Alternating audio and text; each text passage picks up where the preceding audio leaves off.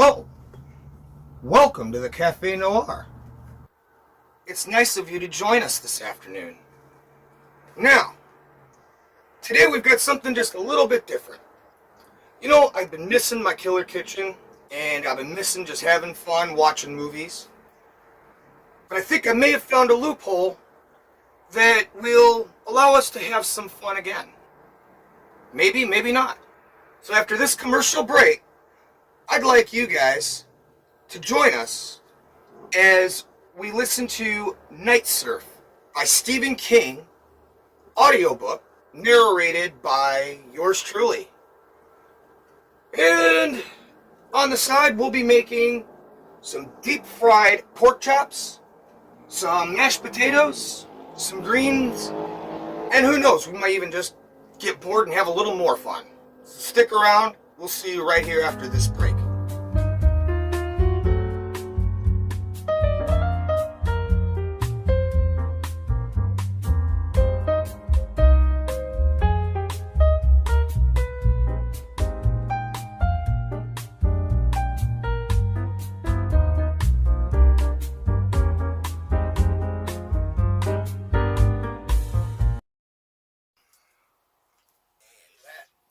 Five.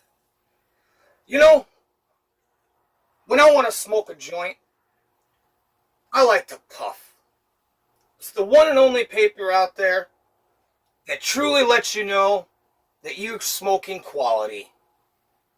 And remember, the American way always was quality. So, the next time you run out to the store, grab yourself a pack of puff. And if the puff just isn't your thing, and you just want a good old-fashioned cigarette, well, my friends, we got you covered there. Try a roll. Roll that up, and have yourself a smoke out of a quality paper. Puff and roll are now available in select locations. And don't forget to try the Kings. All natural 100% hemp. Do you know me? I travel all over the world, and the underworld too, constantly searching for new dreamscapes to invade. Believe it or not, some people still don't recognize me. That's why I carry this. And this Friday, I'll be traveling to your neighborhood in Nightmare on Elm Street 3, Dream Warriors. I'll be looking for you, so you'd better be there. 1, 2, Freddy's coming for you. 3, 4, he'll be back for more. 5, 6, got some nasty tricks. 7, 8, better stay up late. 9, 10, never sleep again.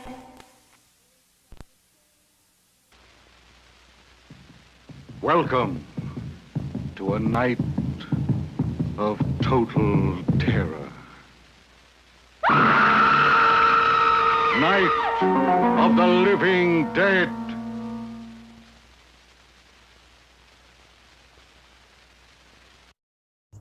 And welcome back. Now tonight, our feature is not really a feature at all, except that it's something that I kind of threw together. YouTube is really weird with their copyright. Some things are okay, other things aren't. Some things you'd think you would get in some kind of bullshit for, and then they don't touch you, but then other things you think are safe, and they fuck you. So, instead of playing guessing games and trying to bring you guys movies that, let's be honest, with the Copyright Act of 1977, it's just harder and harder to bring good content to more viewers, which is stupid. You would think these directors and actors would want their movie out there in abundance as long as people aren't making $1 off of it. That aside, what I decided to do was I think I may have found a loophole where we can still have some fun. Now, originally I was just doing little videos, a side project over the top of narration on audiobook. You know, even if it was just somebody on YouTube narrating the book, I could take that voice, I could take the reading, and I could make a cool video and give you something to look at instead of just one picture or a fucking picture of the damn book for 2 hours. And so, as you guys watch this, you'll notice that it's a lot of screensavers or a lot of GIFs that have been spliced over on top of each other hundreds of times, including pictures overlapping. And in this way, I'm staying within the boundaries of no copyright. As our music playing normally, we would have our jazz, and I chose jazz because, number one, I like jazz, and number two, the thing about the jazz was it was a safe music.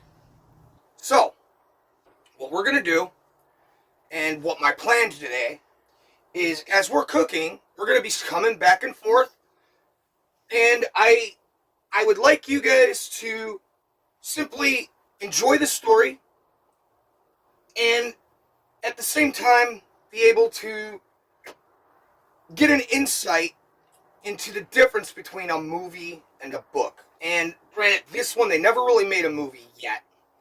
Give them time. They're getting desperate. If you listen, you'll notice a detail that took me damn near 30 years to put it together. But, you know, before we get started on that, let's get started cooking.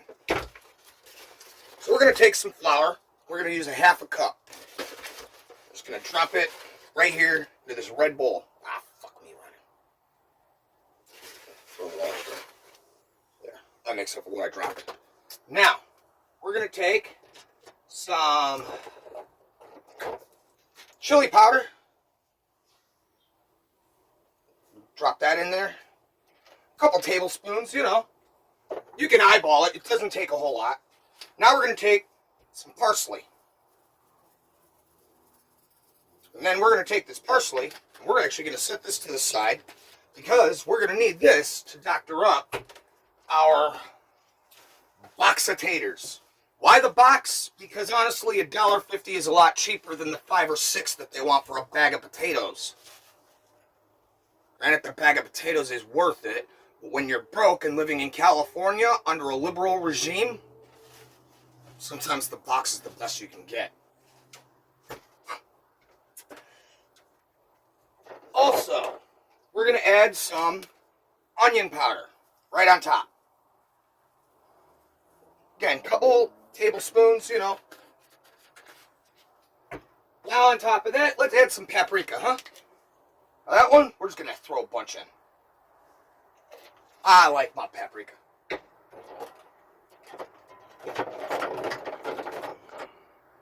Ah, here we go. Gonna need these on our taters too. Some freeze-dried chives.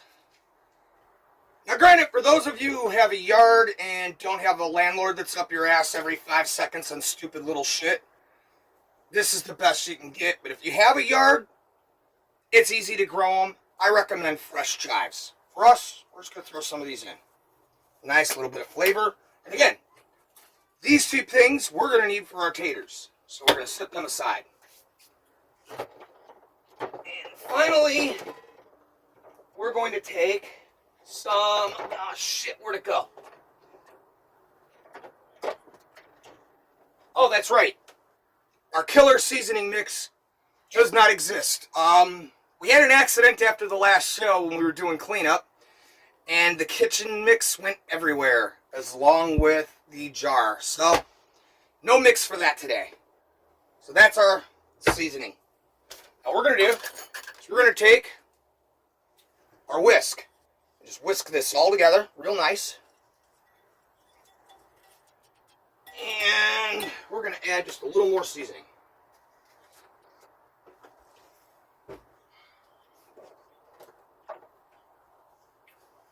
I do have this, although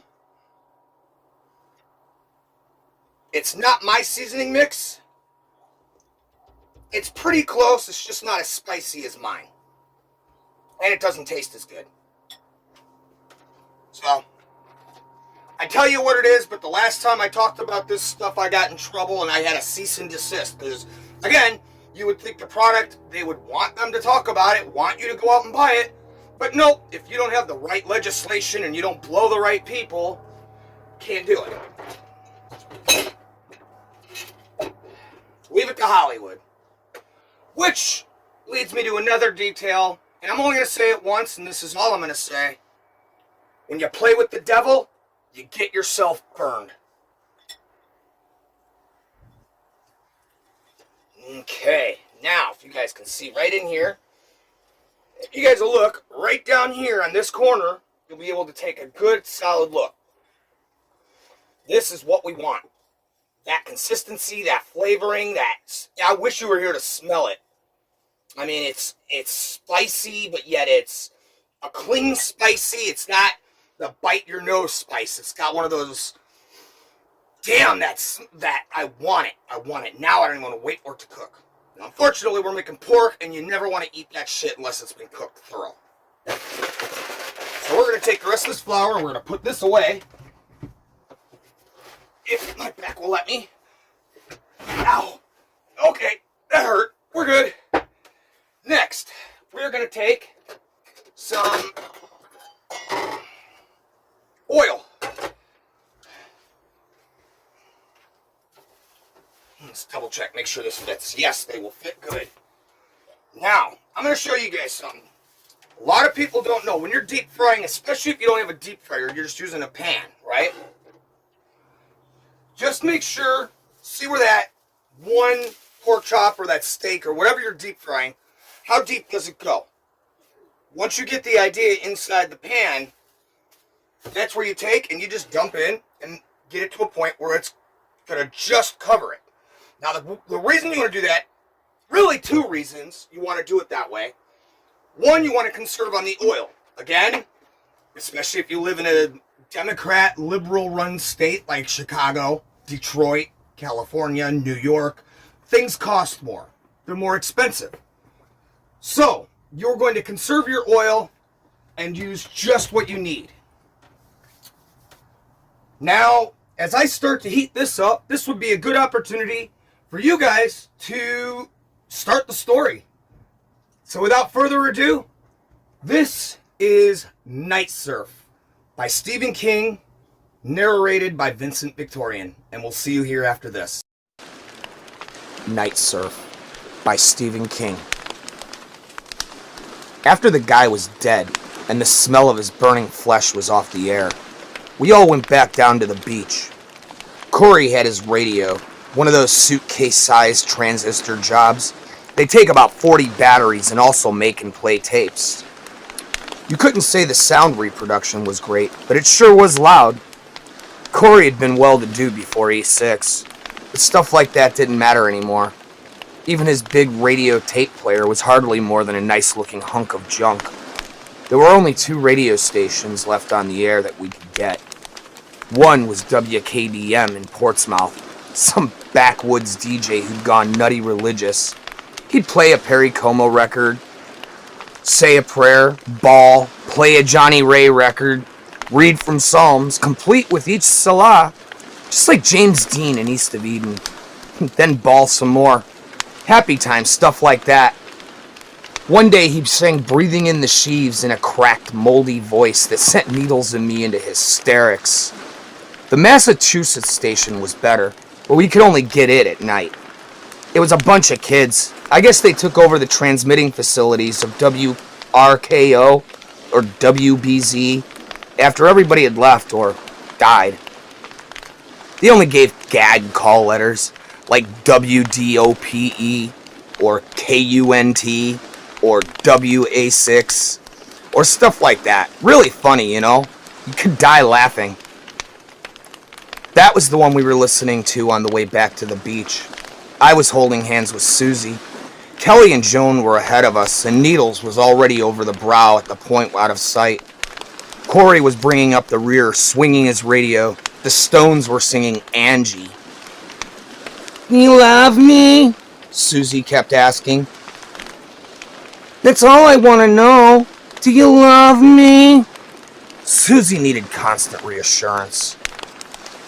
I was her teddy bear. "No," I said. She was getting fat, and if she lived long enough, which wasn't likely, she'd get really flabby. She was already mouthy. "You're rotten," she said, and put a hand to her face. Her lacquered fingernails twinkled dimly in the half moon that had risen about an hour ago. What, are you gonna cry again? Shut up! She sounded like she was gonna cry, all right. We came over the ridge and I paused. I always have to pause. Before A6, this had been a public beach. Tourists, picnickers, runny-nosed kids and fat, baggy grandmothers with sunburned elbows, candy wrappers and popsicle sticks in the sand. All the beautiful people necking on their beach blankets. Intermingled stretch of exhaust from parked cars, seaweed and copper tone oil. Now all that crap was gone. The ocean had eaten it. All of it. As casually as you might eat a handful of Cracker Jacks. There were no people to come back and dirty it again. Just us, and we weren't enough to make much mess. We loved the beach too, I guess. Hadn't we just offered it a kind of a sacrifice? Even Susie, little bitch Susie with her fat ass and her cranberry bell-bottoms. The sand was white and duned, marked only by the high tide line. Twisted skein of seaweed, kelp, hunks of driftwood. The moonlight stitched inky, crescent-shaped shadows and folds across everything. The deserted lifeguard tower stood white and skeletal, some 50 yards from the bathhouse, toward the sky-like finger bone. And the surf, the night surf, throwing up great bursts of foam, breaking against the headlands. For as far as we could see in the endless attacks, maybe that water had been halfway to England the night before. "Angie, by the stones!" a cracked voice on Corey's radio said.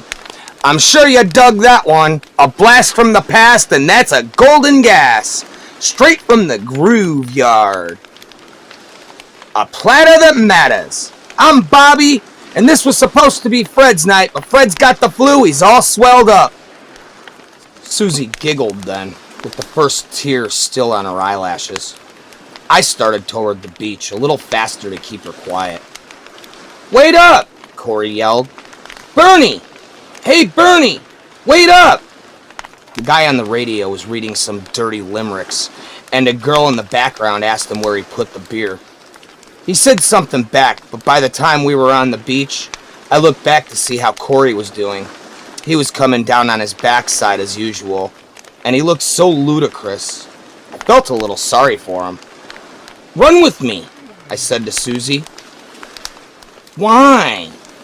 I slapped her on the can and she squealed. "Just because it feels good to run." We ran. She fell behind, panting like a horse, and calling out to me, "Slow down!" But I put her out of my head. The wind rushed past my ears and blew the hair off my forehead. I could smell the salt in the air, sharp and tart. The surf pounded. The waves were like foamed black glass. I kicked off my rubber sandals, and I pounded across the sand barefoot, not minding the sharp digs of the occasional shell. My blood roared. And then there was them. Lean and Needles, already inside, and Kelly and Joan standing beside it, holding hands and looking at the water. I did a forward roll across the sand and back down, the sand coming down the back of my shirt. I fetched up against Kelly's legs. He fell on top of me and rubbed my face in the sand while Joan laughed. We got up and grinned at each other. Susie had given up running and was plodding toward us. Corey had almost caught up to her. "Some fire," Kelly said. "Do you think he came all the way from New York like he said?" Joan asked. "Don't know. I couldn't see that it mattered anyway. He had been behind the wheel of a big Lincoln when we found him, semi-conscious and raving. His head was bloated the size of a football. His neck looked like a sausage. He had cat and trips, and not far to go either. So we took him up to the point that overlooks the beach, and we burned him. Said his name was Elvin Sackheim. kept calling for his grandmother. He thought Susie was his grandmother. That struck her funny. God knows why. The strangest thing strikes Susie funny. It was Corey's idea to burn him up, but it started off as a joke. He had read all those books about witchcraft and black magic at college, and he kept leering at us in the dark beside Alvin Zackheim's Lincoln, telling us that if we made a sacrifice to the dark gods, maybe the spirits would keep protecting us. Of course, none of us really believed any of that bullshit, but the talk got us more and more serious. It was a new thing to do, and finally, we just went ahead and did it. We tied him to an observation gadget up there. You know, put a dime in, and on a clear day, you can see all the way to Portland Headlight. We tied him up with our belts, and then we went rooting around for dry brush and hunks of driftwood like kids playing a new kind of hide and seek. All this time we were doing it, Alvin Sackheim just sort of leaned there and mumbled to his grandmother. Susie's eyes got very bright, and she was breathing fast. It was really turning her on. When we were down on the ravine, on the other side of the outcrop, she leaned against me and kissed me. She was wearing too much lipstick, and it was like kissing a greasy plate. I pushed her away, and that was when she started pouting. We went back up, all of us, piled dead branches and twigs on Alvin Hackheim's waist.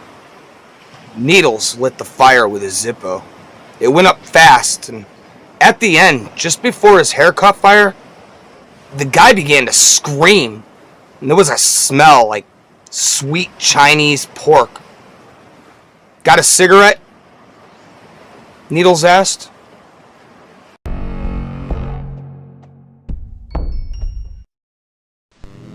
There is a creature alive today who has survived millions of years of evolution without change, without passion, and without logic. It lives to kill. The mindless eating machine. It will attack and devour anything. It is as if God created the devil and gave him jaws. Nintendo Entertainment System. Now you're playing with power. Jaws, rated PG, may be too intense for younger children. At 11, see why your future commute might put you in one of these.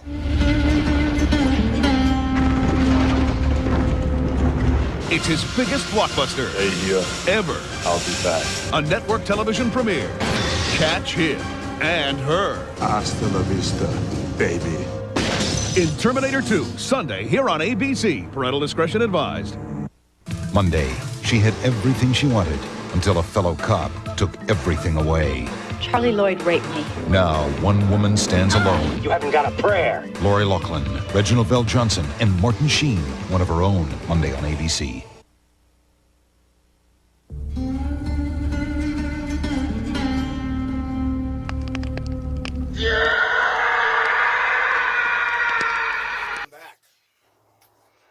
So, as you can tell, this is just a great group of kids, aren't they? But in their insanity, if you listen, there was almost that hint of, I feel bad for it. But the world had gone to such hell, it was as if they just didn't know how to react or even what to do. Now, as you're listening, I think it went to that point. They discussed the world was basically dead.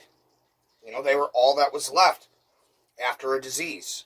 And then if you go back and you watch The Stand, you'll actually notice a lot of similarities. So, to me, in my opinion here, I think this group of kids, they were forgotten about by Flag, and Mother Abigail didn't come to them because they had bad souls. These kids, in a weird way, they were literally the last evil on the planet. Because the nuke took out Las Vegas. The nuke took out all the evil people. Flag disappeared, according to the story. Now, if you know Stephen King lore, you'll know Randall Flagg did make several more appearances after. But it also comes down to... Sorry, we had to adjust our heat here. We're trying to get this cooking. I guess I didn't exactly let the oil heat up enough. So, yes, I mean, Randall Flagg did come back. But these kids, Randall Flagg just sort of forgot about them. And then you listen to their story, you listen to how they are, you can almost understand why. I mean, even Randall Flagg is just like, you kids aren't even worth it. You're stupid.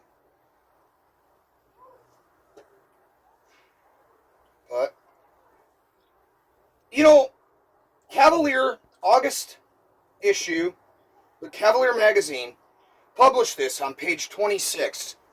And I gotta be honest, I think it's one of the greatest Stephen King short stories I've ever had the privilege of reading.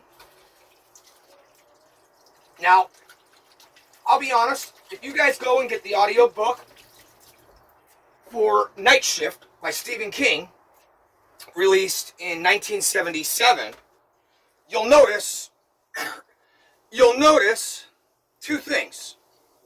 The story is actually a little bit longer, and if you listen to the audiobook, it's actually read by John Glover, who really did do a way better job with the story than I did. This is my interpretation of the book. I love this audiobook, though. John Glover, in my opinion, is one of the most talented voice actors out there. I mean, yeah, he was a good actor. Everybody knows him. Gremlins 2. He was played with Bill Murray in Scrooged in 1989. I mean, excellent actor.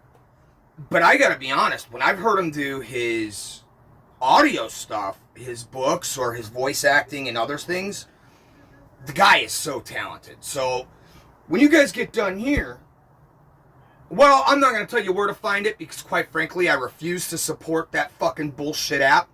However, you can find it, and if you go through other places, I'm sure you can buy the entire audiobook on CD. Those of you who still want physical media and not just downloaded bullshit. Me personally, if I'm going to pay for something, I want to own it. And downloading it, I don't technically own it. They can take it away anytime they choose. So yeah, I don't really buy or download buys that kind of shit. I'm one, I want the physical media, you know? For instance,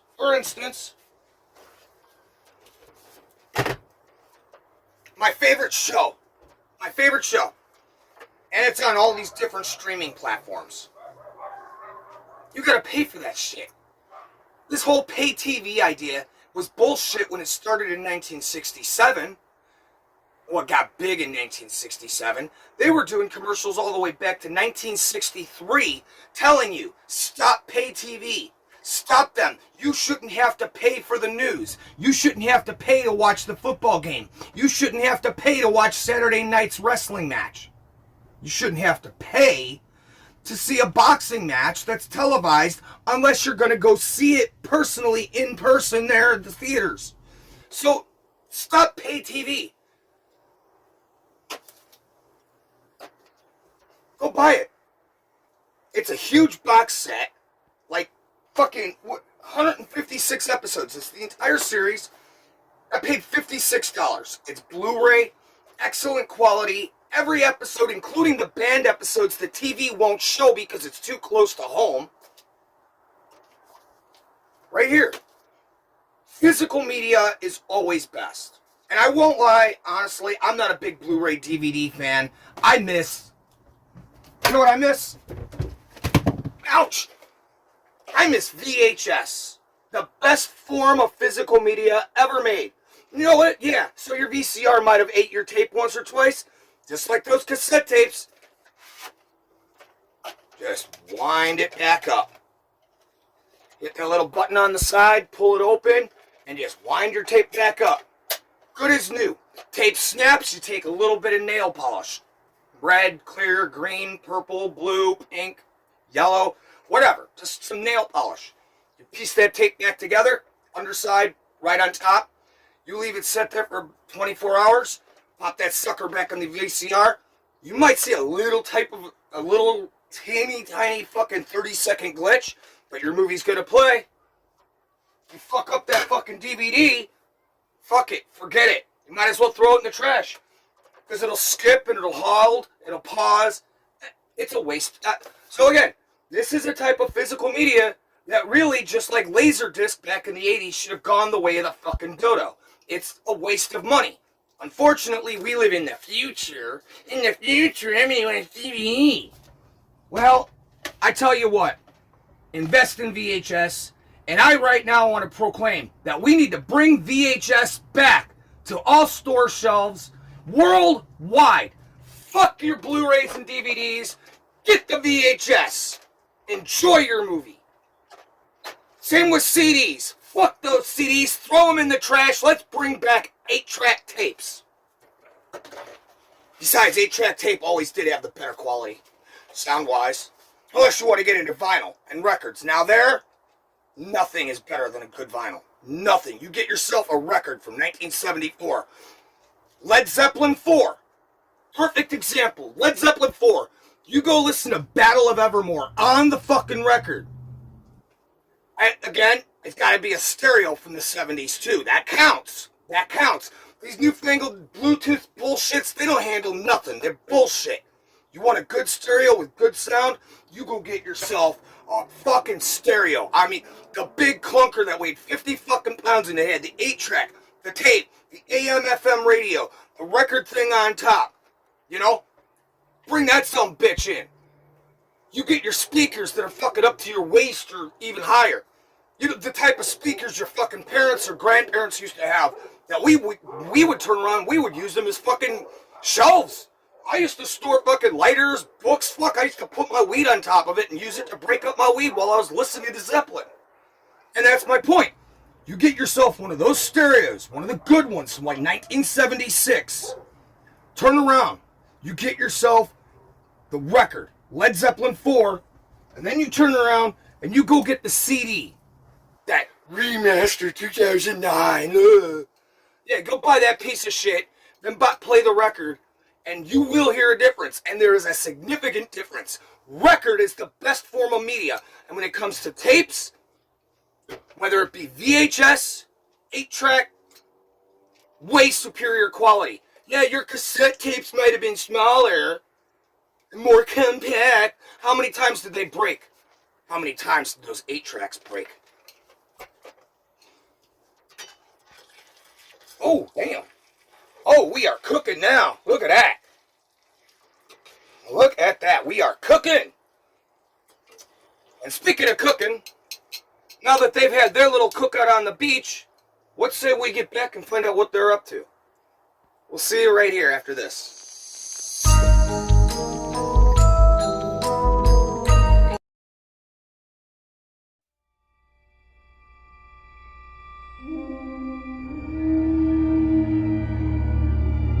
It's 1987. Do you know where Freddy is?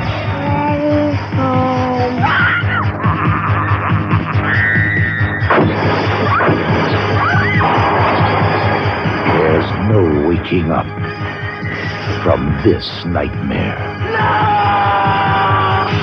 A Nightmare on Elm Street, Part 3, Dream Warriors.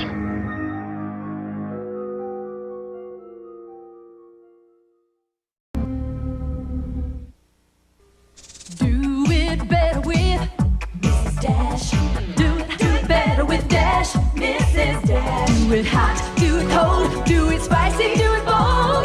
Do it better with Dash. It's the sassy Mrs. Dash blend of 14 herbs and spices that makes flavor bigger, bolder, better. Mrs. Dash, good for food, good for you. Do it healthy, do it light, do it smart, do it tonight.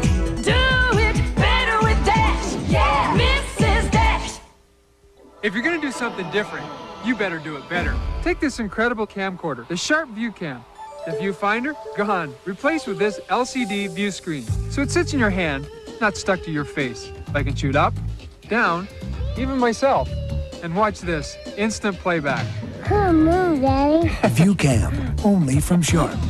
Now score big. Get up to a $200 rebate when you buy a Sharp ViewCam. Hurry, call 1-800-B-SHARP and see it at your dealer today. Miracle Grow is an absolute miracle worker. This is the result, and that's the result. I had even bigger ones than this, really bigger. But we gave them away, you know, show off. You'll never know what a great gardener you can be until you use Miracle Grow. It didn't have to end this way. A trusted friend, neglected and lost. A tragedy you might have prevented, if only you'd known. About Slick 50 engine formulas. Slick 50's unique chemistry bonds to engine parts. It reduces deadly wear up to 50% for 50,000 miles. So protect the ones you love with Slick 50. Automotive, high performance, and new synthetic engine formulas. The world's #1 selling engine treatments. To soothe athlete's foot, Desinex does it. But to cure athlete's foot, Desinex does it. Only Desinex has UDA to both soothe the discomfort and kill the fungus. To soothe and cure, Desinex does it all. It's amazing. A guided tour of where you may go when you die. This woman says she's been there. I'd never felt greater tranquility in my life. And she'll tell you about it on 2020 Plus. When you fly, just how fresh and clean is the air up there? We took our own flights and did our own tests. And what we found, you should know. 2020 Friday. Stephen King's The Stand will continue in a moment here on ABC. And welcome back. Now, we finished our pork chop, and if you take a look, you get a good picture here. Both sides nice and toasty. And what we're going to do is, for this point, we're going to take our pan of oil, which is hot, god damn, and we're going to set this off to the side and let it cool so we can dispose of it properly.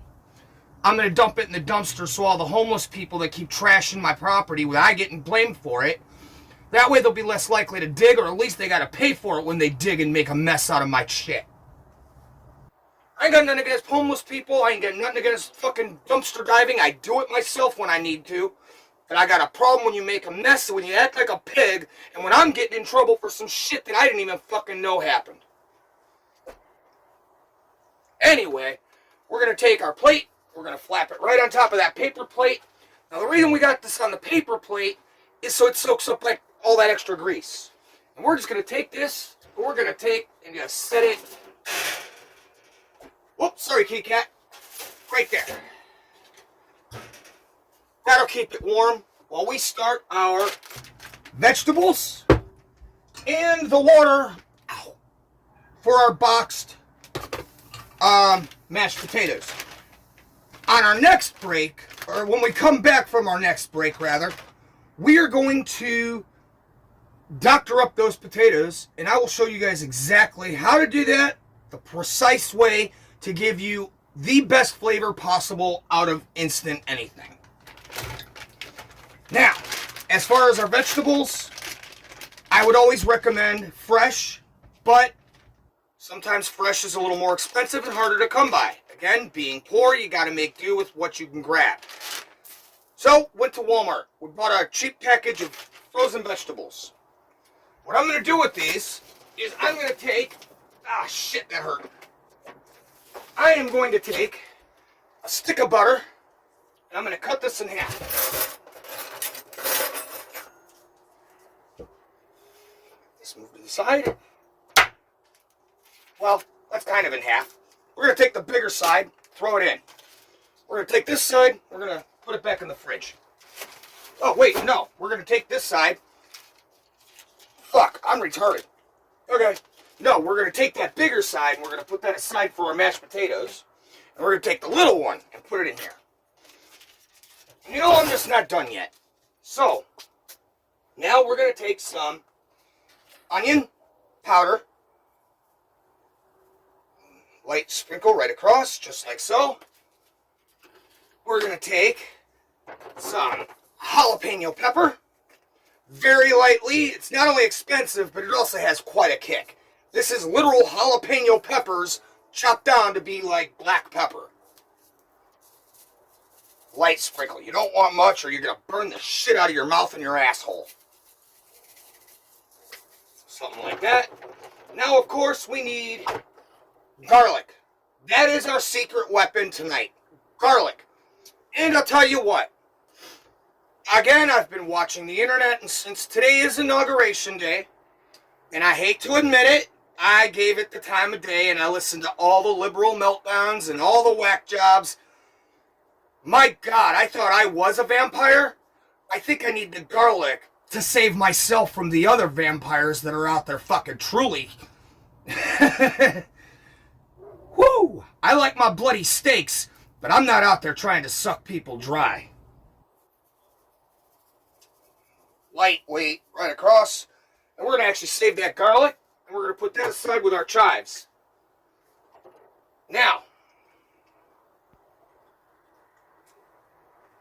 for the record, yes, I know normally we don't drink on the air, but tonight's a different kind of Café Noir. We went back to our killer kitchen for just tonight, maybe longer. If you guys like what you're seeing, let me know in the comments below. And where most people would say at this point, oh, subscribe, this and that, I hope you guys do like it. For when you do hit the like or subscribe, it helps me out, but I'm not going to ask. And the reason I'm not going to ask is that's one of the reasons I don't subscribe to most YouTube channels. I like your content, I'll come back and watch, but if every video, every fucking 2 seconds, you're putting that flash up there of like, or telling somebody to like your shit, telling somebody to subscribe, it's quite frankly, it's just aggravating. And I'm not going to be that kind of host. I want the subscriptions. I do like, and it makes me feel good when a lot of people like it. But you know, what's more important than the likes and the subscriptions? Just you guys watching and hanging out. And that's what I like. That's what I want. And I appreciate that. So, thank you guys for hanging out with us today. And just goofing around and grooving. Alright, anyway, I just had to get that out of the way. That is one thing that bugs the shit out of me. Every time you watch somebody, and there is some good content out there. Granted, there's a lot more bullshit content. But, you know, there is some good stuff. But it's aggravating with every 5 seconds to, ooh, hey, subscribe. Just my opinion. I'm not going to drudge on it. I'm not going to keep talking shit. But I wanted to say it. Because that's something that always aggravated me. So I appreciate you guys. Thank you. And those that have subscribed, fucking A, man. You really do rock. I appreciate it. But I don't want to press it, and I don't want to be like a fucking beggar for it either. I just want people to dig the show and have some fun with us. The views mean more to me than any of the other crap. And honestly, I'm not into monetizing anyway. I'm having too much fun being me. The minute I monetize, I gotta deal with all the bullshit. Fuck that bullshit. If I want to say fuck, I'm going to say fuck. If I want to say shit, I'm going to say shit. If I want to say cocksucker motherfucker, goddamn it, motherfuck cock. 100 fucking times through the whole show, I got that right. The minute I monetize, I can't. Fuck all that. Now, we're going to take our spoon, and we're going to use the spoon that has the holes. And we're going to start kind of just stirring this up. Just like that. Oh, man, that's got a good scent to it, huh, Cam? Cam Pam, ladies and gentlemen, running our second camera. Want to give her notice, because she's been helping us since Killer Kitchen, Café. From the very first time when I just started fucking around making music videos, Cam Pam was the one always running the cameras. And I want you guys to know that without her, nothing we've ever done would have been possible. So, I want you guys to know that. She has been such a help. In fact, sometimes some of our meals that we've cooked, I've been a little confused or I got a little too stoned. Cam Pam is who actually helped that camera go when the camera was off. So, she is more than just our camera operator. She is our manager, our fucking... She keeps the whole show in line. If it weren't for her, we'd just be a drunken mess stumbling over shit and burning food. Anyway, at this point, I'd say it's a good time to get to the conclusion of Night Surf by Stephen King. And I am going to sit here and melt this butter and cook this shit. Which, I could keep rambling, but I'm sure you guys probably want to know what's going to happen. So, we'll ramble after. See you after this. It's about 50 cartons right behind you. He grinned, slapped a mosquito probing his arm. Don't want to move. I gave him a smoke and sat down. Susie and I met Needles in Portland. He was sitting on a curb in front of the State Theater playing Lead Belly tunes on his big Gibson guitar that he'd looted someplace. Sound echoed up and down the Congress Street, as if you were playing in a concert hall. Susie stopped in front of us, still out of breath. You're rotten, Bernie. Come on, Sue. Turn the record over. That side stinks. Bastard. Stupid, unfeeling son of a bitch. Creep! Go away, I said, or I'll black your eye. See if I don't. She started to cry again. She was really good at it. Corey came up and tried to put an arm around her. She elbowed him in the crotch. He spit in her face. I'll kill you! She came at him, screaming and weeping, making propellers with her hands. Corey backed off, almost fell, then turned tail and ran. Susie followed him, hurling hysterical obscenities. Needles put his head back and laughed. The sound of Corey's radio came back to us faintly over the surf. Kelly and Joan had wandered off. I could see them by the edge of the water, walking with their arms around each other's waist. They looked like an ad in a travel agent's window. Fly to beautiful St. Lurca. It was all right. They had a good thing. Bernie. What? I sat and I smoked. Thought about Needles flipping back the top of his Zippo, spinning the wheel, making fire with the flint and steel like a caveman. I've got it, Needles said. Yeah? I looked at him. Are you sure?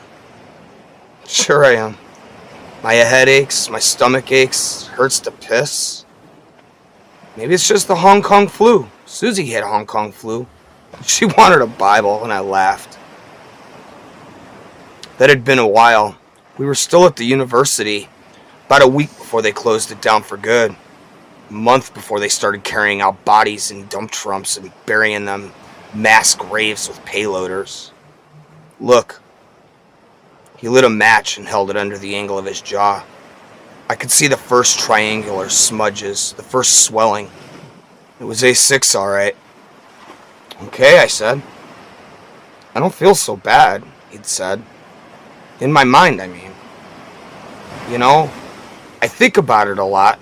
I can tell. No, I don't. A lie. Sure you do. Like that guy tonight, you're thinking about that too.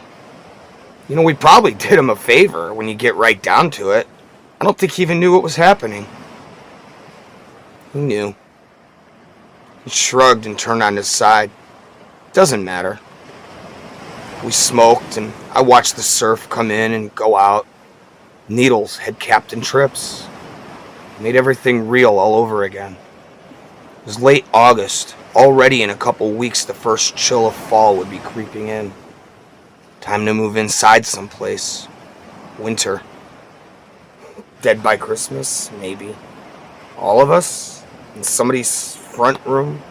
With Corey's expensive radio tape player on top of a bookcase full of Reader's Digest condensed books and weak winter sun lying on the rug in meaningless window pane patterns. The vision was clear enough to make me shudder. Nobody should think about winter in August. It's like a goose walking over your grave. Needles laughed. See? You do think about it. What could I say? I stood up. Going to look for Susie. Maybe we're the last people on Earth, Bernie. Did you ever think of that? In the faint moonlight, he already looked half dead, with circles under his eyes and pallid, unmoving fingers like pencils. I walked down to the water and looked out across it. There was nothing to see but restless moving humps of waves, topped by delicate curls of foam. The thunder of breakers was tremendous down here, bigger than the world, like standing inside a thunderstorm. I closed my eyes and I rocked my bare feet. The sand was cold and damp. It was packed. If we were the last people on Earth, so what? This would go on as long as there would be a moon to pull the water. Susie and Corey were up the beach. Susie was riding him as if he were a bucking bronc, pounding his head into the running boil of the water. Corey was flailing and splashing. They were both soaked. I walked down and pushed her off with my foot. Corey splashed away on all fours, spluttering and woofing. "I hate you," Susie screamed at me. Her mouth was dark and grinning crescent. It looked like the entrance to a funhouse. When I was a kid, my mother used to take us to Harrison State Park. There was a funhouse with a big clown face on the front, and you had to walk through the mouth. "Come on, Susie. Up, Fido." I held out my hand. She took it doubtfully and stood up. There was damp sand clotted on her blouse and skin. "You didn't have to push me, Bernie.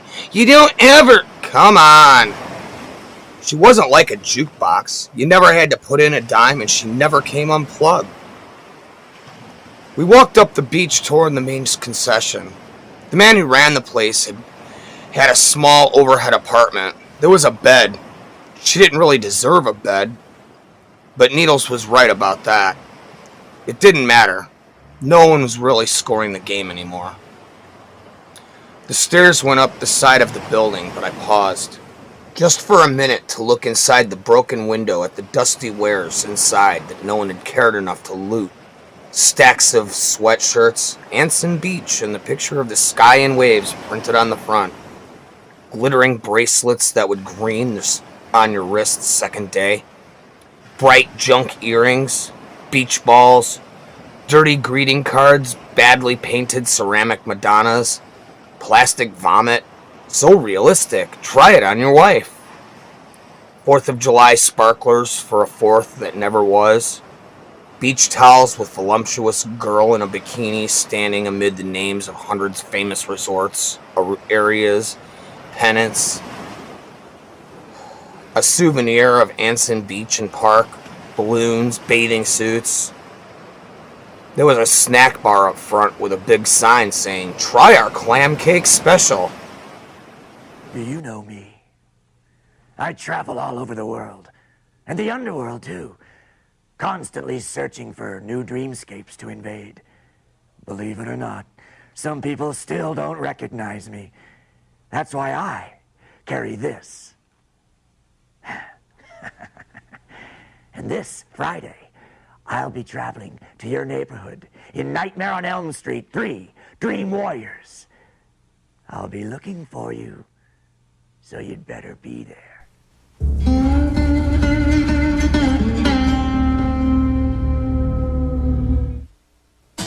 One of the guys found one new burger that eats like two.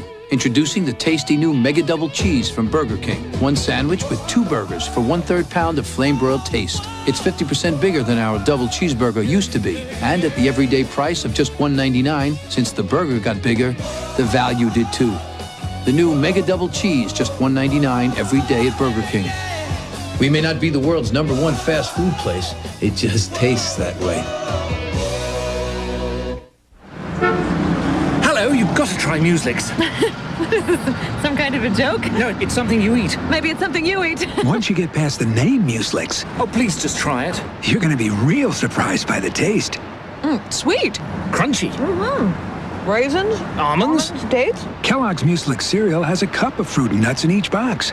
I'm surprised it's wonderful. Thank you so. Thank you. On my way now. Bye-bye. Hello, you've got to try Mueslix. Kellogg's Mueslix. You gotta be kidding me.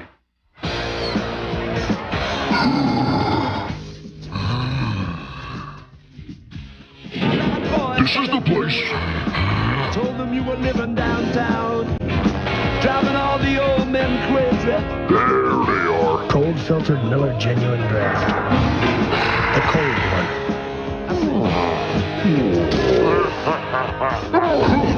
So get out of the old and get into the cold.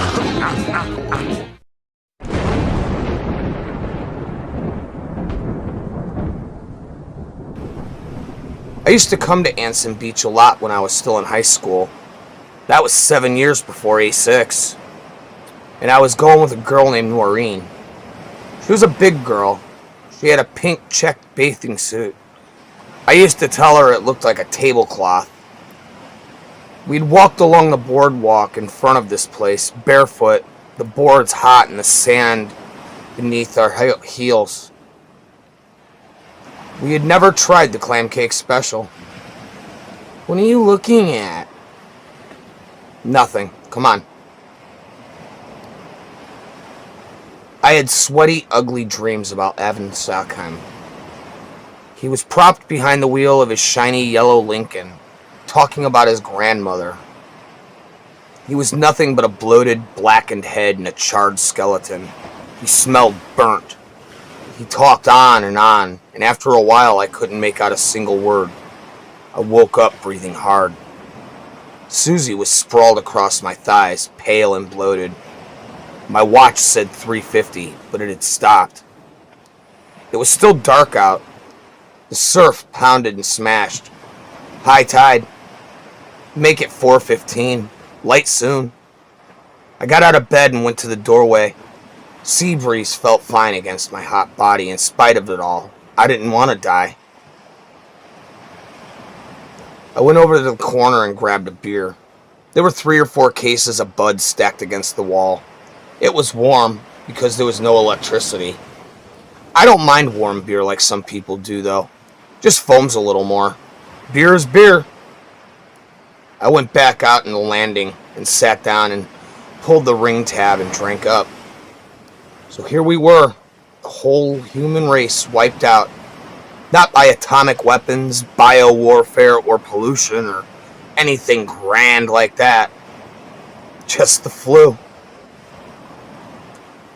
I'd like to put down a huge plaque somewhere in the Bonneville Salt Flats, maybe Bronze Square, 3 miles on a side. And in big raised letters it would say, for the benefit of any landing aliens, just the flu. I tossed the beer can over the side. It landed with a hollow clank on the cement walk that went around the building. The lean, too, was dark triangle on the sand. I wondered if Needles was awake. I wondered if I would be. Bernie? She was standing in the doorway, wearing one of my shirts. I hate that. She sweats like a pig. You don't like me much anymore, do you, Bernie? I didn't say anything. There were times when I could feel sorry for everything. She didn't deserve me any more than I deserved her. Can I sit down with you? I doubt if it would be wide enough for the both of us. She made a choked, hiccuping noise and started to go back inside. Needles has got A6, I said. She stopped and looked at me. Her face was very still. Don't joke, Bernie. I lit a cigarette. He can't. He had A2. Hong Kong flu, just like you and me and Corey and Kelly and Joan. But that would mean he immune. Yeah. Then we could get it too? Maybe he lied when he said he had A2, so we'd take him along with us. At the time, relief spilled across her face. Sure, that was it. I would have lied had it been me. Nobody likes to be alone, do they? She hesitated, coming back to bed. Not just now. She went inside. I didn't have to tell her that M was no guarantee against A6. She knew that. She had just blocked it out. I sat and watched the surf. It was really up. Years ago, Anson had been the only halfway decent surfing spot in the state. Point was a dark, jumping hump, just against the sky. I thought I could see the upright. That was the observation post, but it was probably just imagination. Sometimes Kelly took Joan up to the point. I didn't think they were up there tonight. I put my face in my hands and clutched it, feeling the skin, its grain and texture. It was all narrowing so swiftly, and it was all so mean. There was no dignity in it. The surf, coming in, coming in, coming in, limitless, clean and deep. We had come here in the summer, Maureen and I. Summer after high school, summer before college, and reality, and A6 coming out of the Southeast Asia, and covering the world like a pall. July, we'd eaten pizza and listened to her radio. I'd put oil on her back. She had put oil on mine. The air had been hot, the sand bright, and the sun like burning glass.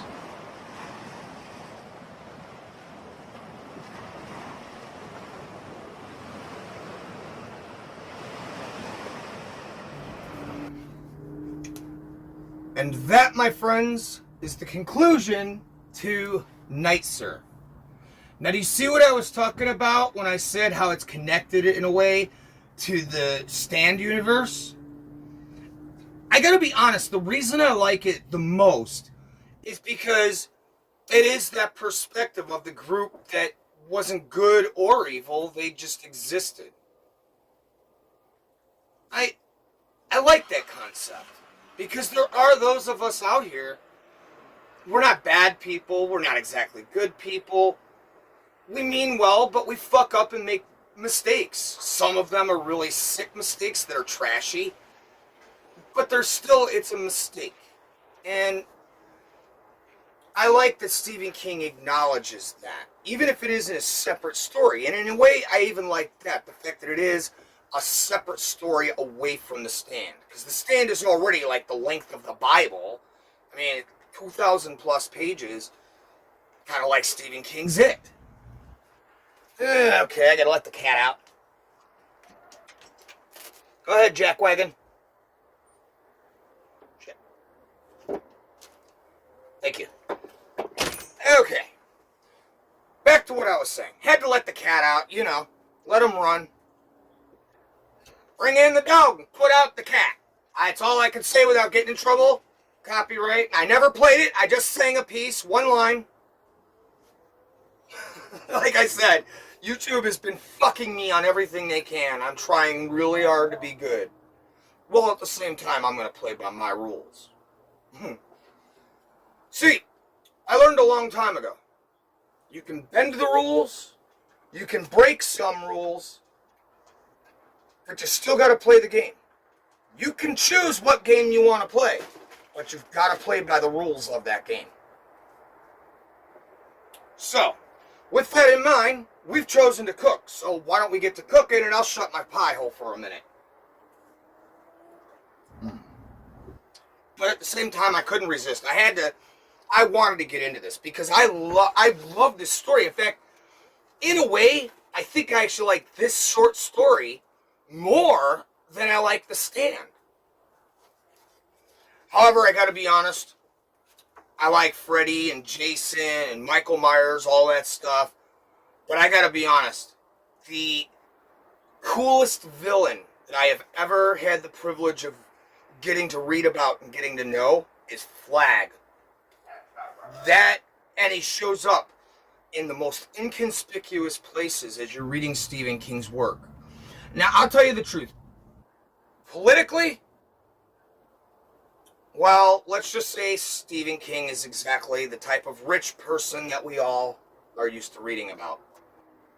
Politically, I have no respect, and I really don't even acknowledge it. As far as his work, I gotta be honest. I would call Stephen King the Edgar Allan Poe of our time. I really would. And I have a great respect for Poe's work. I love it. It's some of my favorite work. And as you guys are watching the channel, one of our other channels, it won't end up here on the Café Noir, unless we do something like this again. But we're going to be doing a small piece, and it's going to be a collection of some of his most famous poems. If not his most famous, my personal favorite. I'm going to choose 3 to 5, and I'm just going to do a narration. And, you know, if there's something you guys are into, check that out. I should have that out by next week. Anyway, we're going to take these potatoes, and we're going to just go halfway into the bowl. Fuck them. First thing we're going to do, is we're going to take that water, which is now boiling. Whoa, yeah, baby.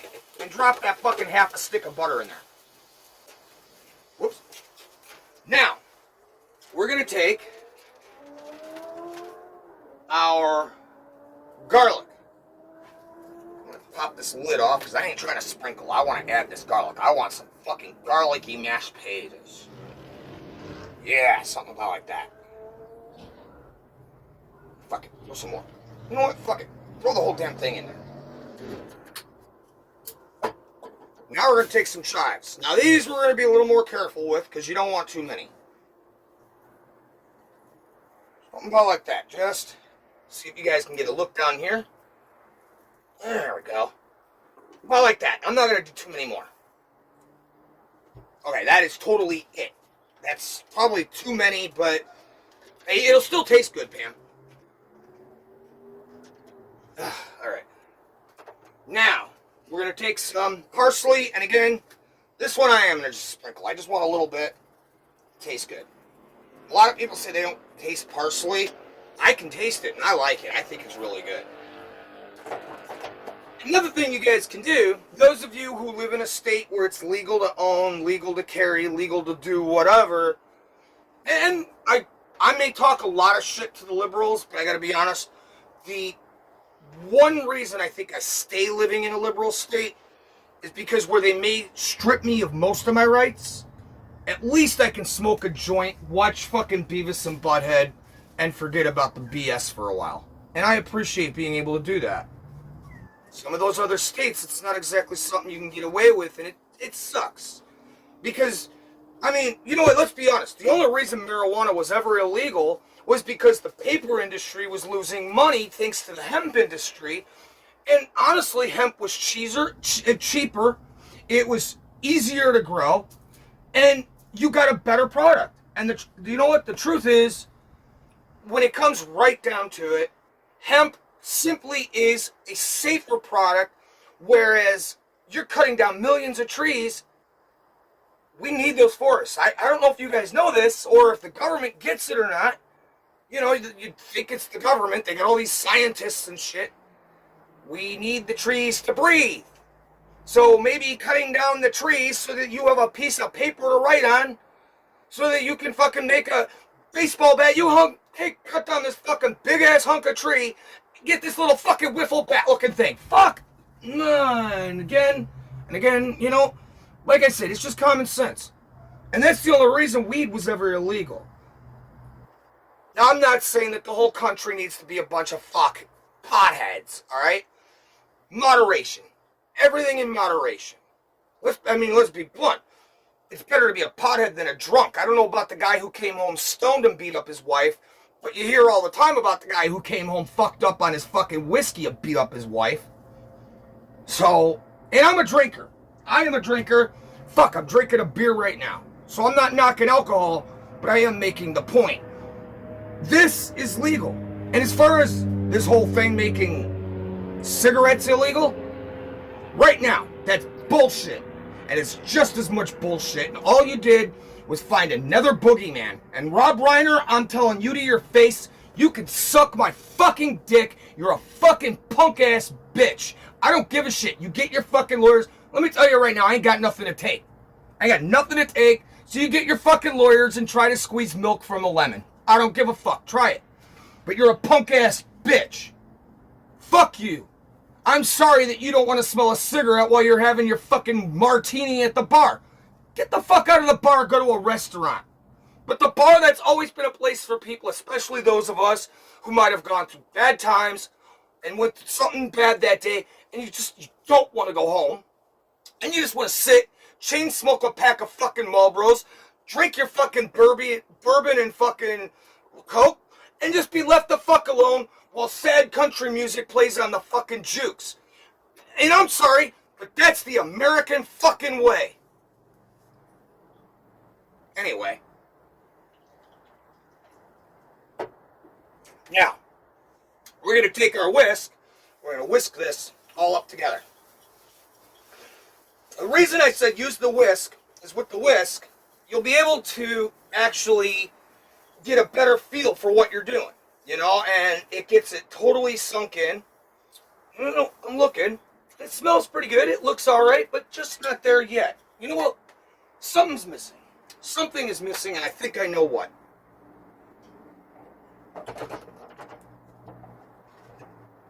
Oh, I need that. Ah, there we go.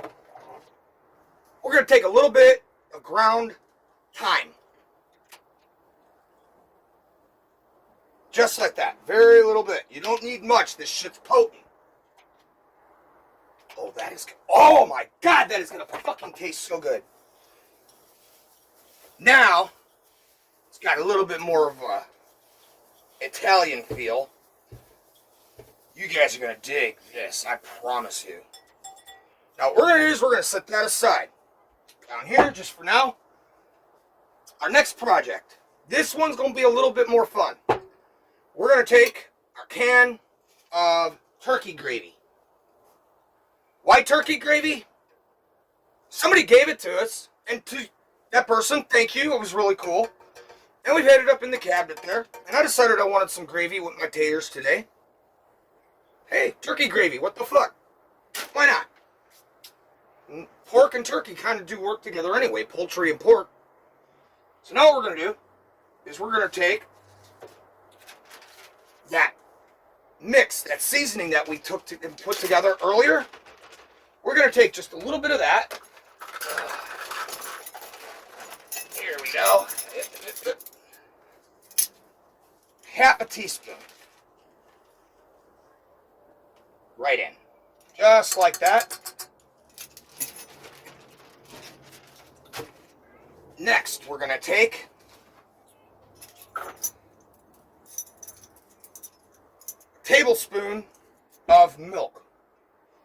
And it's safe just to do it over. That way, if you get a little drippage, it goes into your pot instead of on your counter. There we go. Now, we're going to put that on the heat. And we're going to take our whisk. And we're going to start to whisk that gently, just like so.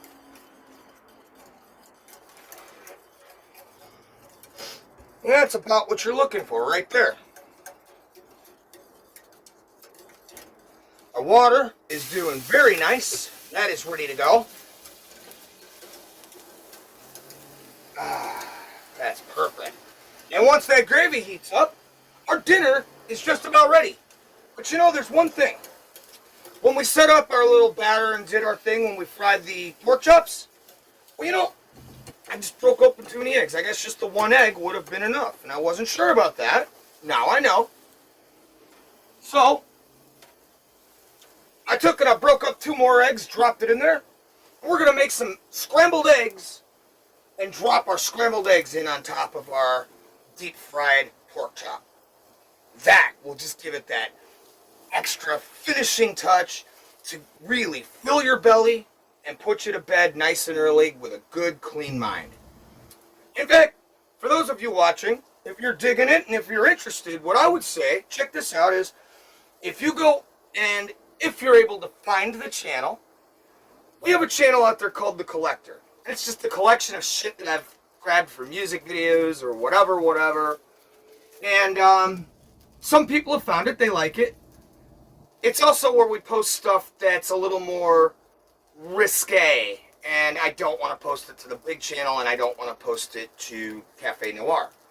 That's where you'll find some of our copyrighted content, but still okay. I mean, I can't make money on it or whatever, like we went into that before. But at the same time, I'm not going to get fucked with. I'm not going to get a red flag over it being on my channel.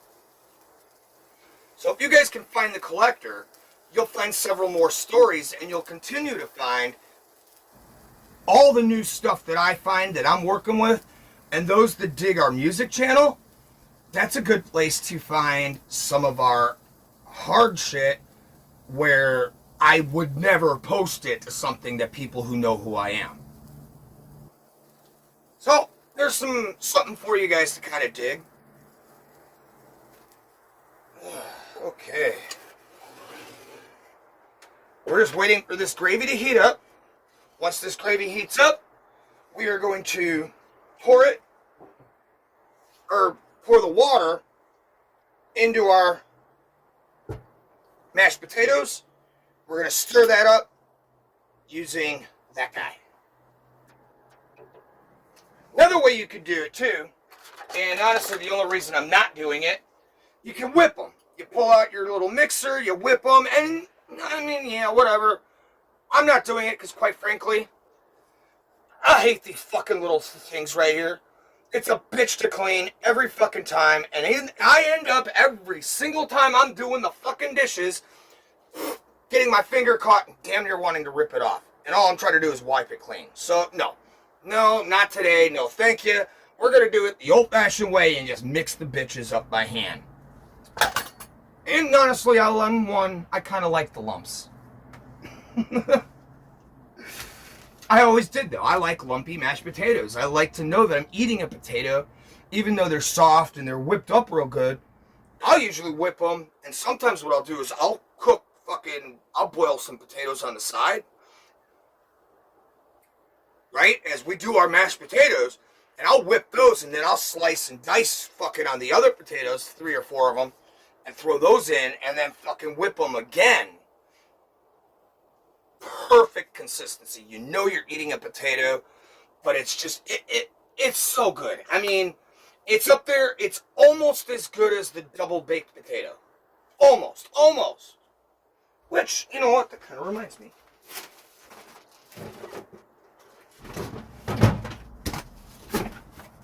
Ow. Here we go. Ah, shit, I need to cut it. Now, pre-cooked bacon. Honestly, I just hate cooking bacon because the grease is always a mess, and I really try to neglect on mess when possible. Something like this, not even a big deal. And being pre-cooked, it's going to make our job a lot easier right here for this. All right, now. Okay, there we go. I'm going to take 2 pieces, and I'm going to... Oh, fuck. Now, I'm just going to clip them down.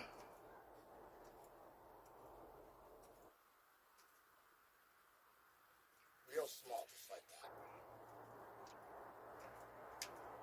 I hadn't even thought about this, honestly, and then I brought up those twice-baked taters.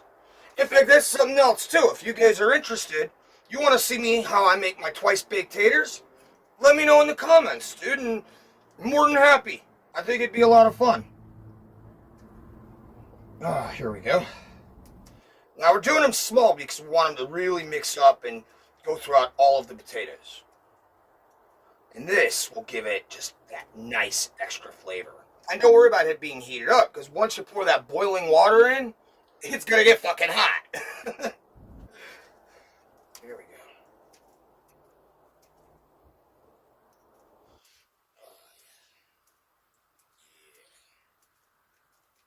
Something about like that.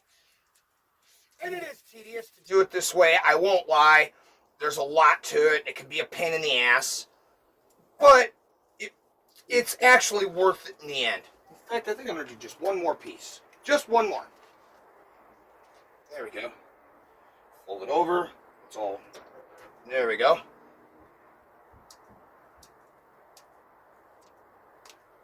don't want to do too much and overload it. But this bacon is the perfect, and honestly, it's a nice compliment too, since we did the deep fried pork chops. The bacon in the mashed potatoes is a nice compliment. You know, pork and pork. There we go. That's kind of why I think I dig the idea of using the turkey gravy here tonight. Because one thing I found, at least in my opinion, is poultry and pork actually complement each other rather well on the same plate. Or if you're going to skewer them, make yourself a shish kebab, try some chicken, some turkey, and mix it up with some pieces of fucking like pork chop, you know, good thick, those good ones. Something like that. And skewer them that way over the flame. It's a great complement to each other. And that's when you take it, you kind of put a jalapeno on there, or maybe a tomato, like a baby red tomato if you're into that kind of dig, or a piece of pepper, and you just roll it through, something like that. Right there. I mean, it's the ultimate. And the thing about it is, the reason I'm telling you this is because as you're eating, you're getting one flavor, then you're getting another, and then you're complementing it all together on one. It's like a fucking party in your mouth, and everyone's coming. Except, I'm not gay, so.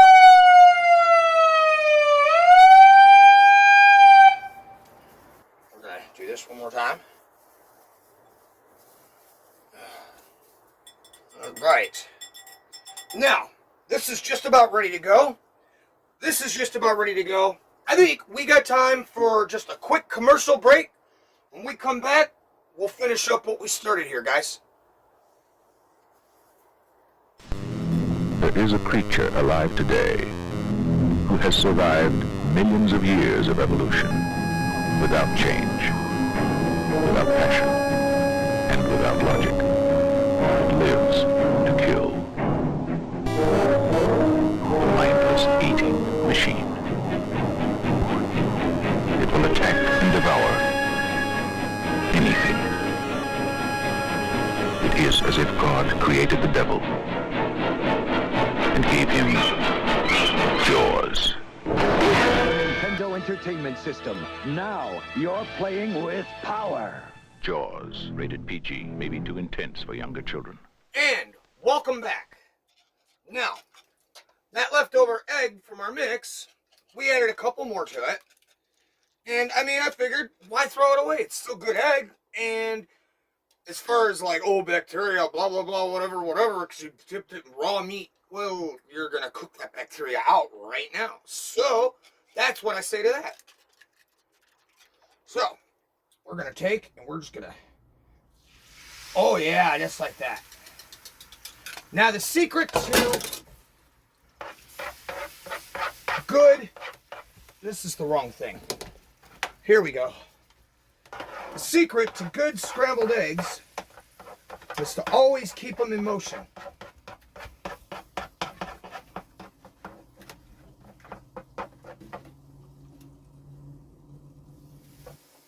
Add a little bit of milk, just like that. Now they'll be nice and fluffy. This would be the point in time too, if you guys wanted to add some cinnamon or any kind of seasoning to your eggs. I'm not going to do that because I'm just going to throw some salt and pepper across the top of them and call it done. There we go. But that is the secret to good scrambled eggs. A splash of milk, you put them on, and just keep that spatula in motion. You cut into your eggs and move them around, and you just always keep them in motion so they don't have time to cook and burn. I mean, you want them to cook, but you don't want them to burn. So you keep them in motion, just like so. There you go.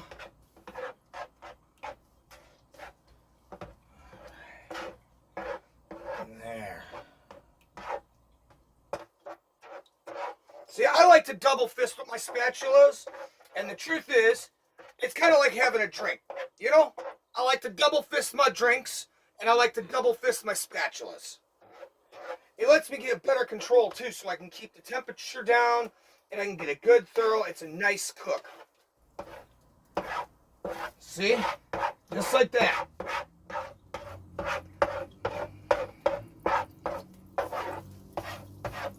Just like that, yeah. Now, if you guys get a spatula like this guy right here, this bat, as you're using it, it's kind of flimsy. It does bend. So you want to use the edges. That's your flat surface. Now, what's cool though is that top really lets you do something like this, where you can mash that up, get it scrambled even better. Oh man, that just smells good. All right, let's unplug this. Turn it off.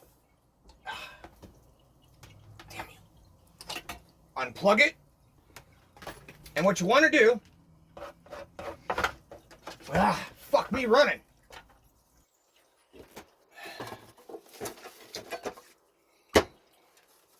Now,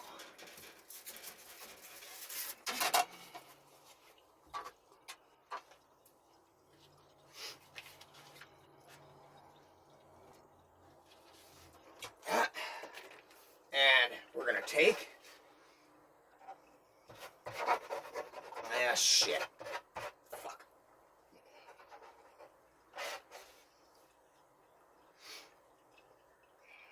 Right on top.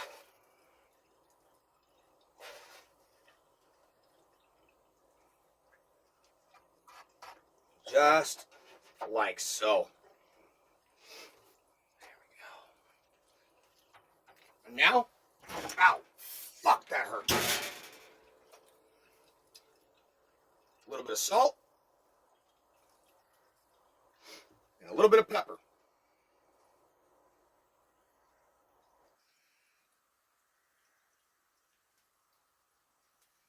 I'm gonna give myself another dash of salt. I like salt. Now, our mashed potatoes are next.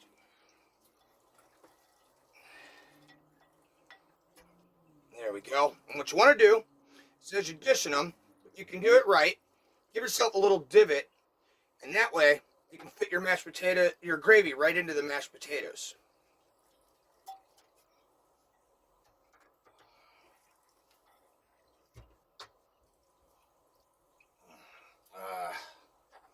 You fucktard. There we go. Now,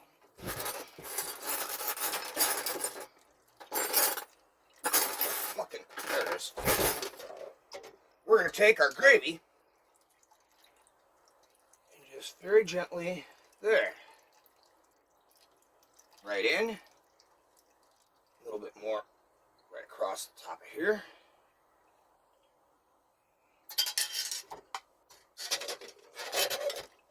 And finally, we have our vegetable.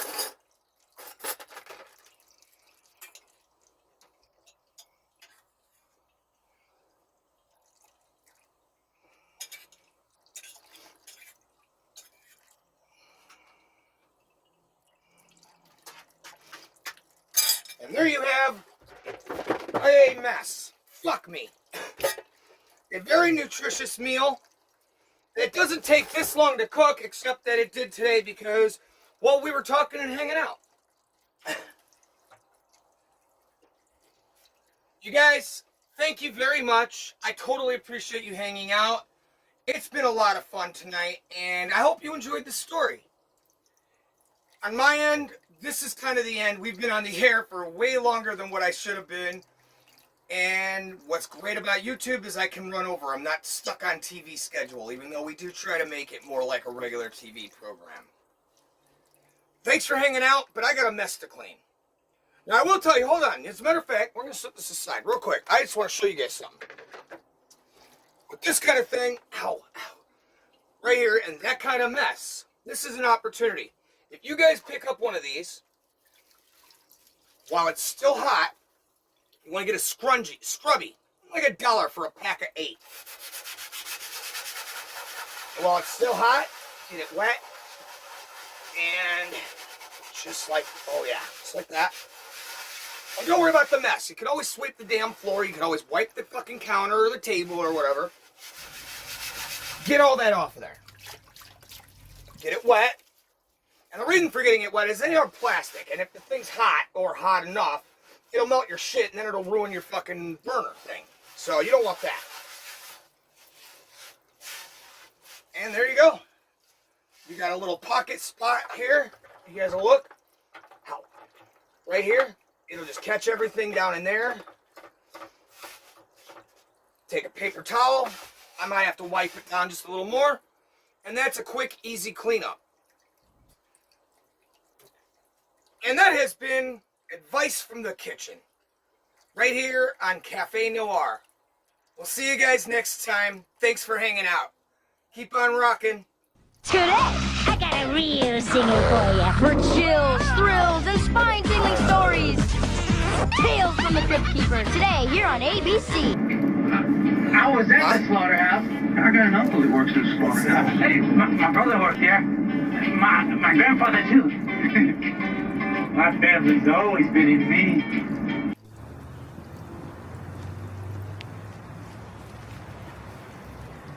How's Nancy doing? I don't think she's slept since Tina died. She's always been a delicate kid. She's tougher than you think. Look, any idea how she knew Rod was going to kill himself? No. All I know is that this reminds me too much of 10 years ago. Yeah, well, let's not start digging up bodies just because we're in a cemetery.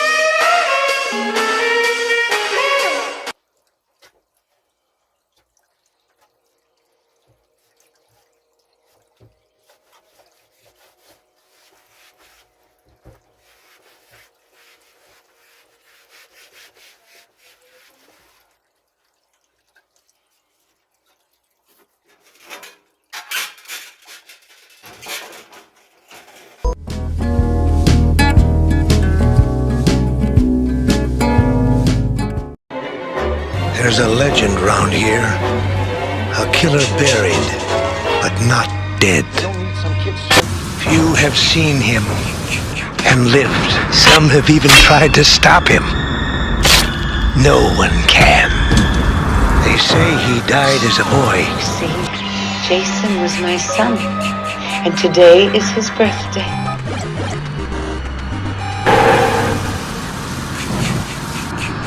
Some have even tried to stop him. No one can.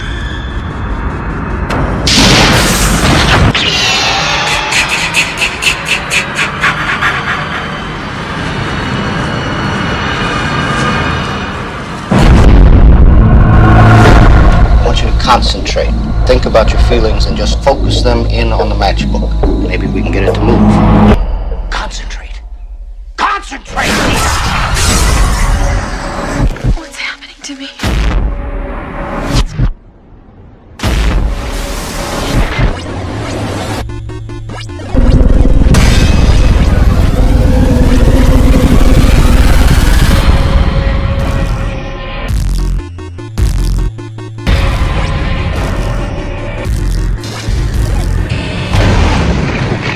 There goes the neighborhood.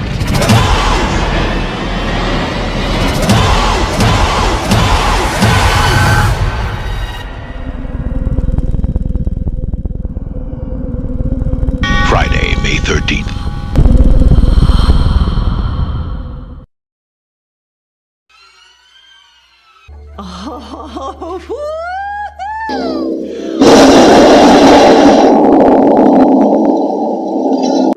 Paul, do you know about the early days at the Kimberley diamond mines? Do you know what they did to the native workers who stole diamonds? Did you know that in the actual book of Stephen King's Misery, Annie Wilkes doesn't hit him with a sledgehammer, she actually cuts his feet off with an axe and sews them back into place. Trust me. God's sake! It's for the best. Hey, please! Almost done.